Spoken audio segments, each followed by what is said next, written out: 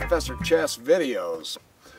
Another King's Indian game that is extremely instructive because of who won it and who played it is by Positional and Gligoric. Now Gligoric was an expert on the King's Indian based on the commentaries that I've read, and for this specific encounter he really prepared hard. Positional was one of those grandmasters who crushed you and defeated you like a boa constrictor. He was so powerful, he just crushed you to death. And he beat you before you realized there was even a problem on the board, is the common saying that they had about Positional. He was an animal with the opening. Now, Gligoric is playing black in this particular game, and Positional just seemed to not be able to find the strongest moves, but Gligoric played such strong moves in his preparation for this that he just basically soundly showed us one of the very best ways to defeat white when white opens with the queen pawn opening. And it was very interesting. We see the typical three pawns across, and of course the d6 preparing for the e5 so that the placement of the pressure in the center can occur. This is always a pretty important theme, it seems to me, like in the games that I've been playing with the King's Indian. And Gligoric gets the castling in early, as does Positional.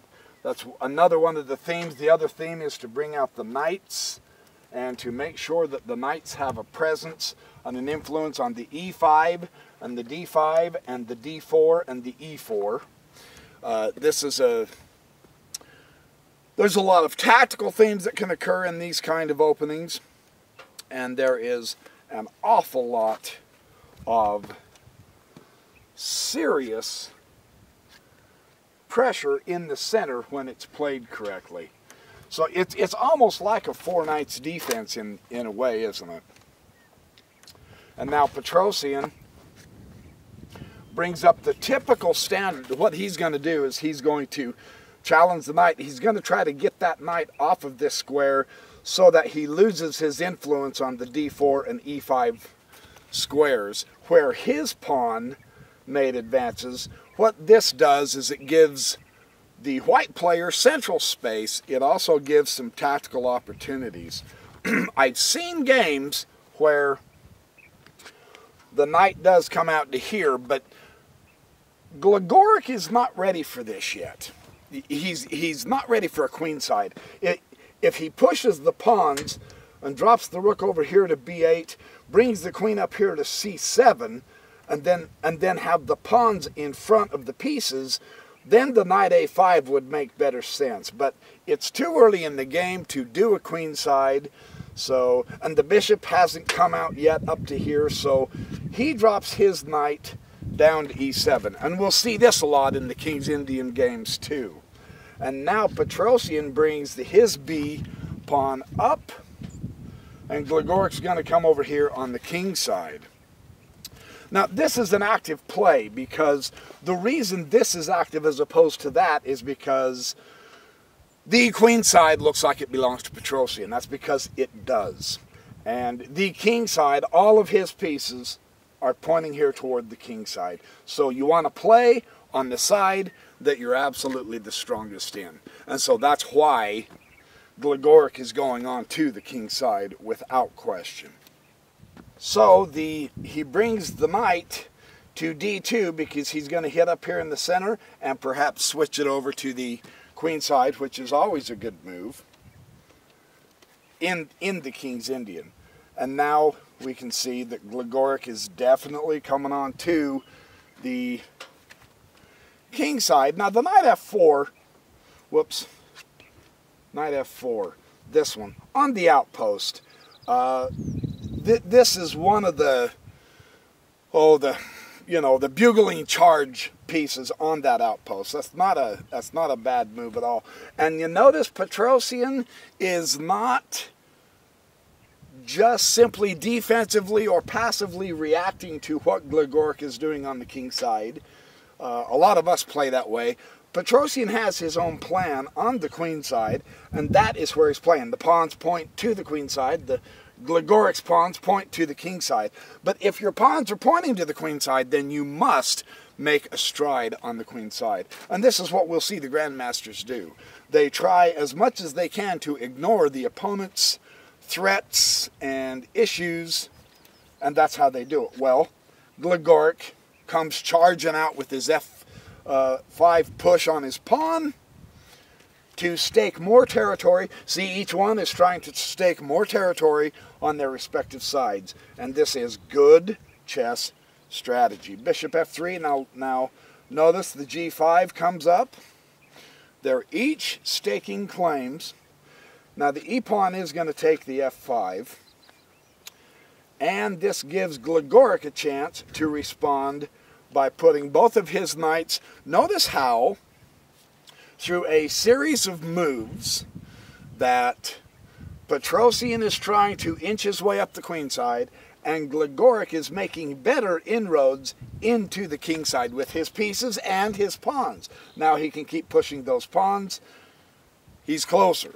So this is a good, strong response by Gligoric here.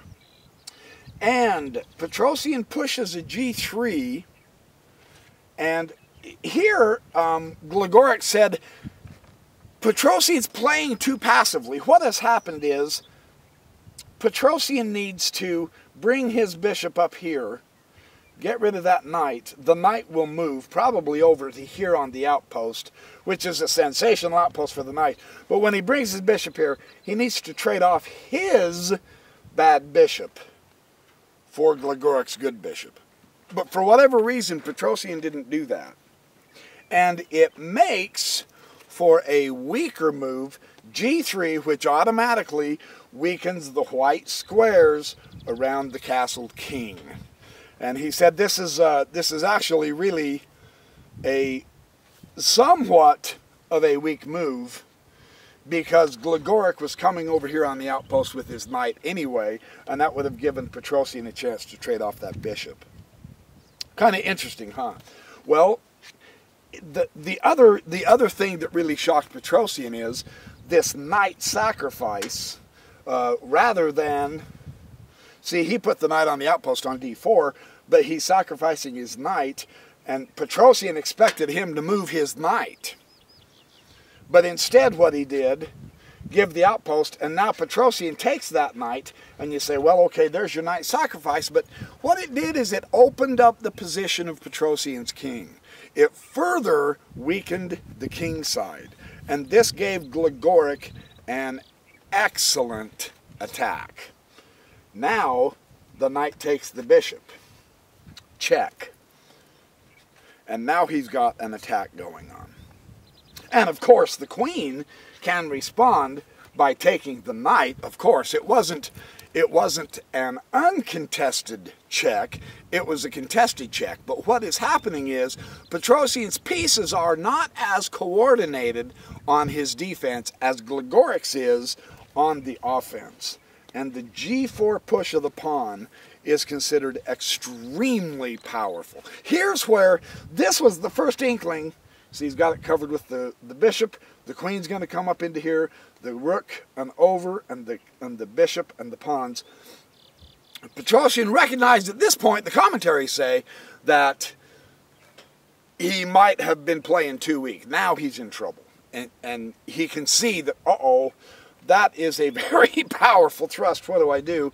The way Petrosian saw how to keep his queen active, interestingly enough, is to drop her way down here on the h1.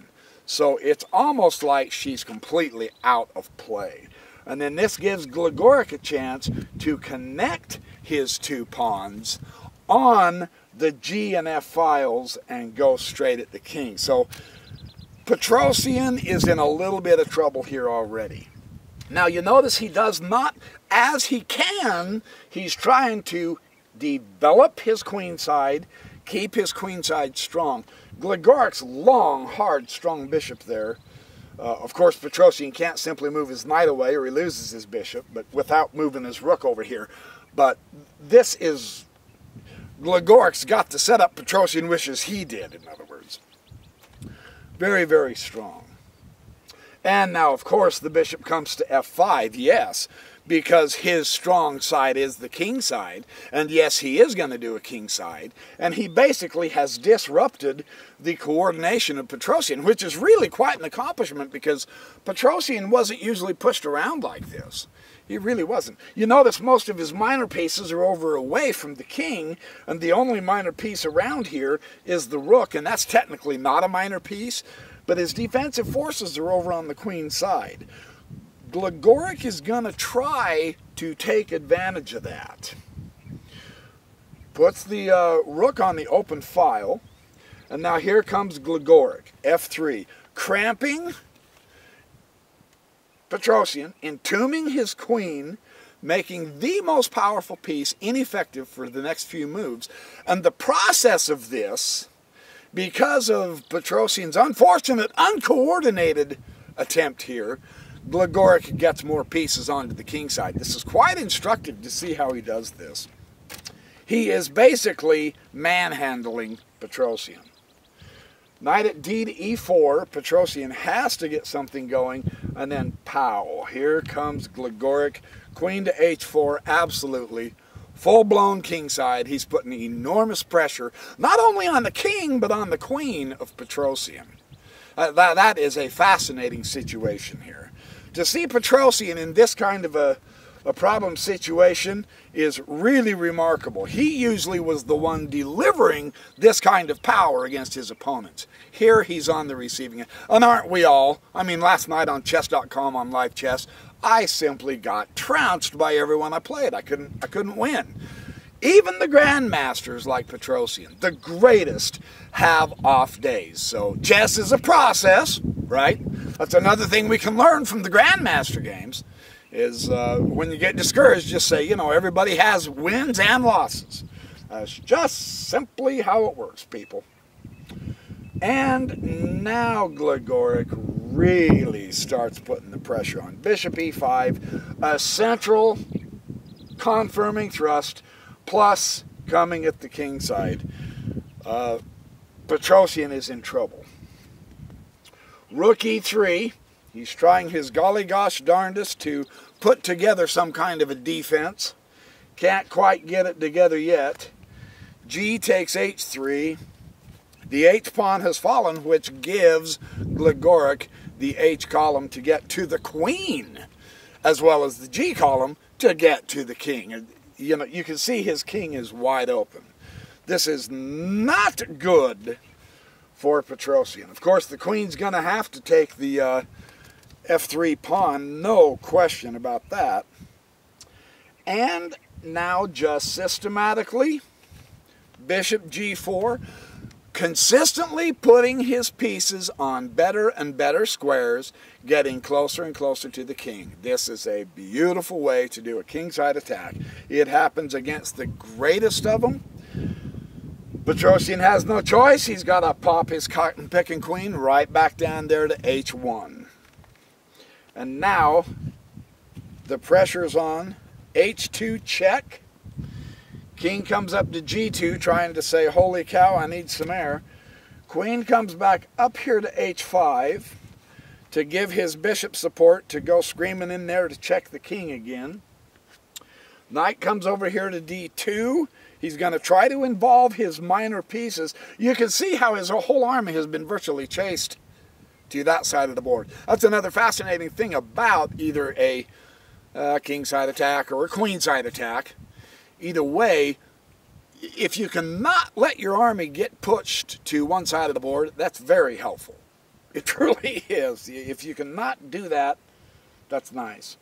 What's this? Bishop d4. Forks the rook and the knight. Well, the advantage now is he can pull his queen out of that h1 square. However, you've got a very deadly passed pawn here. So you gotta be careful. And then, of course, the next rook, his whole army, every piece developed, bring the rook out so that you can have not only kingside space, but now a central file. That's powerful chess right there. Knight C comes to e4. Petrosian's trying everything he can to hopefully break through with some tactics or something.